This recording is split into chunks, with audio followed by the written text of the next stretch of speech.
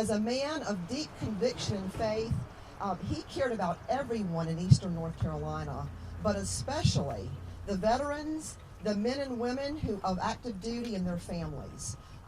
He loved those individuals.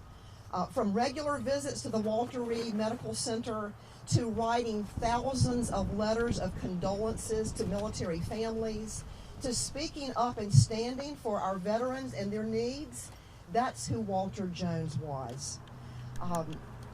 Walter demonstrated the extraordinary commitment to our military that I would like to reflect if elected to Washington. Now more than ever, we need a representative to stand for these men and women and their families and the military presence in our district. But that's not all that Walter cared about. Walter loved the people of Eastern North Carolina. He loved being their advocate in Washington.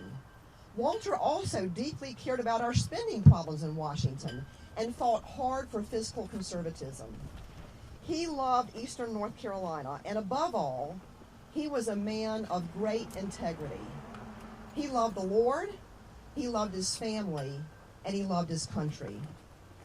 These are the priorities that I share with Congressman Jones, who is so committed to those, and I am as committed as well to stand for those as I stand for this district. Defending conservative values is the reason I chose to run for this office.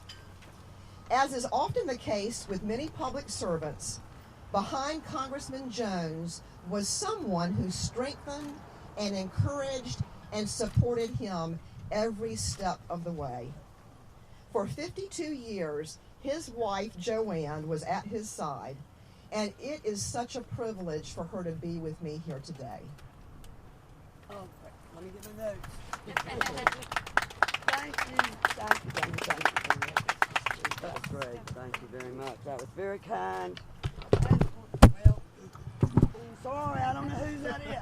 I'm sorry. What do I do with it? You can just sit it back there. That's like this? Fine. Yeah, that's fine. Okay. Leave it to me to screw it up. First of all, let me just say this to make it all clear. She did not ask me to be here today. I called her and asked her if I might take this opportunity to set the record straight about some things. So I've written down a few things. That way I can curb myself a little bit. Because those that know me know I was not a political animal. I did not involve myself in my husband's day-to-day. He went everywhere. I had people that said, man asked me one time, can I take your picture? And I said, why? And he said, because I don't think there really is a Joanne Jones. And I said, well, honey, my name's not on the ballot. I don't really need to be at every place. So what I'm trying to say is, this is unusual for me to do this. My dear friend, and I can call her Dr. Jones, first of all, I want to thank you for giving me this time and for remembering so kindly my husband Walter and all of his dedication and hard work on behalf of the veterans, active duty military, and their spouses over the years. And you mentioned his going to Walter. He did that quite often, and it devastated him too. The military and their spouses were really in his heart all the time. Our veterans' sacrifices and their willingness to protect us, American citizens, at any cost, at any sacrifice, and I think they proved that over and over again, Walter cared very deeply about till his dying day. And they were always on his mind, and they were always in his heart, and I have the posters to prove it. If you know the story of how he lined up, and a lot of other congressmen picked that practice up too. He wrote over 12,000 letters to families of fallen men and women. The man was he was a genuine article. And I am too sometimes. All right, Joan and Walter, Dr. Joan and Walter, share the very same strong Christian beliefs and staunch conservative convictions, and that's what it takes. Because there are people up there that'll spend your money. My father was a town commissioner, and he said, you know, Joanne, if you didn't curb them, they would put gold plate on the hydrants, the fire hydrants. And you know, I've thought about it. I thought my daddy was crazy at the time, but now he's right. When they're spending somebody else's money, they don't care. Excuse me, I'm not going to get too personal about this. Try not to anyway. That's why I've written down these words. Anyway, they share that conviction and that love of Christianity. You also share the fight and the viciousness of the D.C. swamp establishment. And that's what it is, and the packs that live there. Because they went after my husband right and left, tooth and nail. You all suffered through it. If you watched TV or you heard the radio, they were after him all the time. Now they're after her. And I would like to take this opportunity to tell her how much I appreciate her integrity and her honesty on the issues that she's spoken about.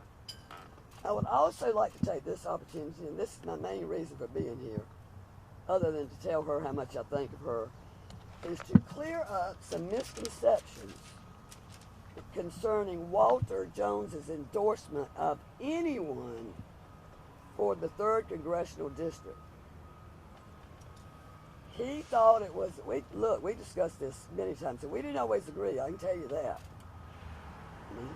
Usually I have to shut my mouth, and that's probably why I wasn't at a lot of political events, because he was afraid I might give somebody my opinion. But he thought, I know this is because we discussed this, we'd agreed about this, he thought it was very unwise for any candidate to ever endorse somebody else during a primary when one day you might have to face that half of that electorate you just turned off. I mean, it seems really clear why you would not do that. In the 53 years, or almost 53, next week after next, it would be 53 years, that Walter and I were together, he never put words in my mouth, and I never put words into his. And I am not going to allow anybody to do that to my husband when he is no longer here to speak for himself. And thank you again so much for giving me this opportunity to make that perfectly clear. Thank you. So what do I do with this? Ms. Jones, I want to thank you. Oh, you're Thank welcome, you so honey. much. You're welcome. Thank you for this opportunity. Thank John. you. I really appreciate it. Please quit calling me Miss Jones. I am Too many of that teacher school. I am humbled and I am honored to think that you would support me in this way and think that I can in any way represent this district in Washington with the same strength and spirit and integrity that your husband did. So thank you so much.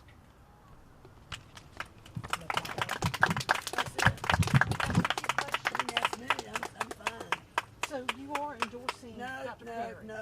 Can we have you up at the Oh, podium? yeah, okay, I forget. See, I don't know.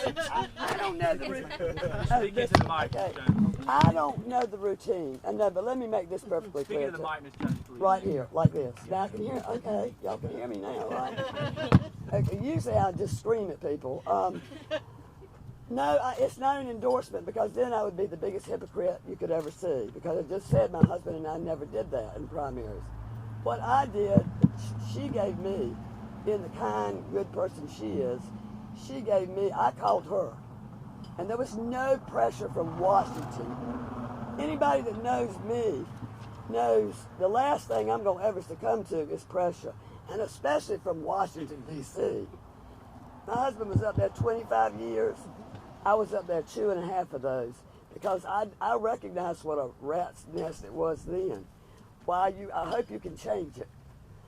But so for someone to say, oh, Joanne must have received pressure to do this, and this person knows me better than that, that was not true. Let me just put it the nicest way I can. That was not true. I got really upset about an article that was in the paper. You all know what I'm talking about. This past week, came out on Father's Day, which was really sweet. For my daughter being the first Father's Day without her father. Really nice touch. And so Joanne got PO'd, and that's what happened. And I called Miss Jones and asked her, and I've gotten to know her very well, and what I've said I believe about it. That's the truth. But it is not an endorsement, but we are friends. because I couldn't very well do what I say we never do. Any more questions?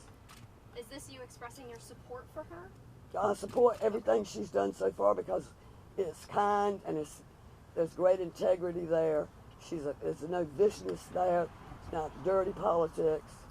And I've seen some pretty ugly things. Why would you say she's a good candidate? Talk about that some for us. Oh yeah, she's a good candidate. Talk about that some. I don't know. I think I just did. I think I did when I said she had integrity and she has Christian faith. She wants to represent Eastern North Carolina, and I'm sure the other person will say the same thing. But you know, saying and doing are two different things. If you walk the walk, I mean, you got to walk the walk when you talk the talk, and we'll see. And now I know both candidates pretty well. The other candidate was my husband's surgeon, and I'll always be grateful to him for saving his life. But that doesn't have anything to do with politics. This is a whole different show. So, does that answer your question? Thank you. Anybody else? Can you tell your us? husband would think about this race? He wouldn't say anything publicly, okay? But they're kindred spirits. And so, I mean, nothing came to Walter more strongly than his faith in God. If you ever heard him speak, you know that.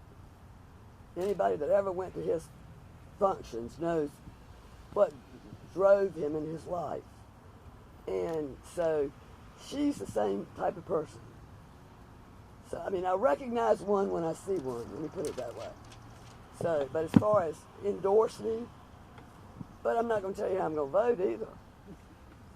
But that's my business. Okay, any more questions? Can you tell us how you guys are coping after everything happened? How you guys are coping? How your family's coping? Well, the one thing about it is that I was used to his being gone, 5 days. And like I was telling Joan, he was up there 25 years. In 25 years, he stayed in Washington. I went up there the first 2.5, and then I couldn't take it. Ugh, horrible. I mean, just go to so many cheese and hear the same old stuff, over and over and over. And I came back and rode my horses, and I was a lot happier. But then I had to get used to being without him. So I got used to his being gone till Friday. So the hard part are the weekends. I can make it pretty well through the week because that's normal. But I'm not going to tell you it's easy on the weekends. But thank you for asking. Appreciate that. And how is your daughter doing? It's been really, really hard. She's an only child, and she was a daddy's girl, is a daddy's girl. So it's tough. Especially, and that's what really made me so mad on Father's Day. It was just, Lord, give me patience. Thank you. Anybody else got anything? Okay, thank you so much for listening. Thank you.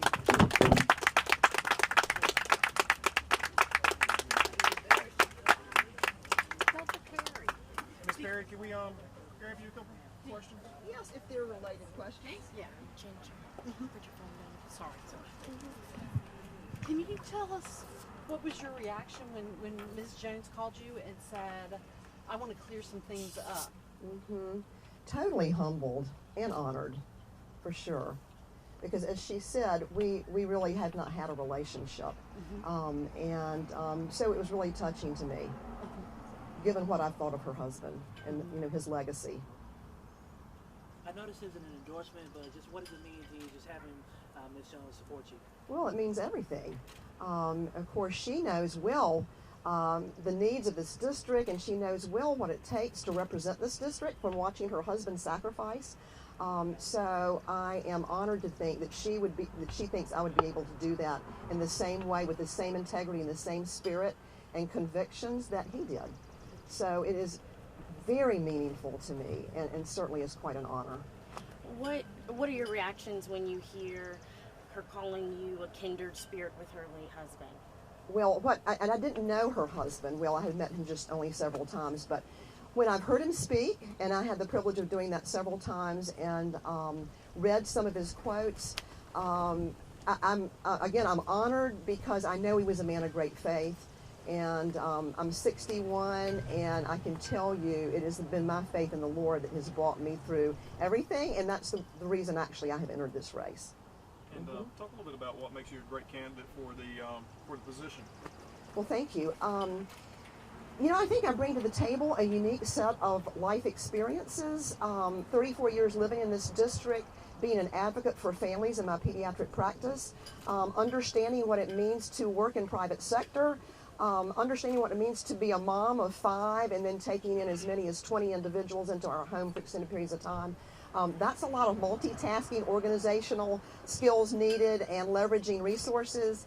I have always had a real love for the military. My father was in the military, and I really understand the importance of the military to this district, and really understand the need for a representative there for them, for our farmers, for our commercial fishermen, for our tourism industry, and for the hardworking people of Eastern North Carolina. Those are the people I've worked with for 34 years in my pediatric practice, and I just really see this as taking that experience a step further. I've been advocating for them in my practice, and now would have the privilege of advocating for this district in Washington. Your campaign's really had picked up a lot of momentum. What do you attribute that to? Oh, I think it's hard-working grassroots efforts all across the district. Thank you. I don't have anything to hide, and I really consider this to be a calling. So maybe people have responded to that message in the fact that I don't have a history in politics. I would say I'm really so appreciative of district support when I came out of the first primary. Seeing widespread district support means that I've got broad grassroots support. So I have really appreciated that, and think there's a lot of the momentum coming from that. Thank you so much. Really thank you for your time.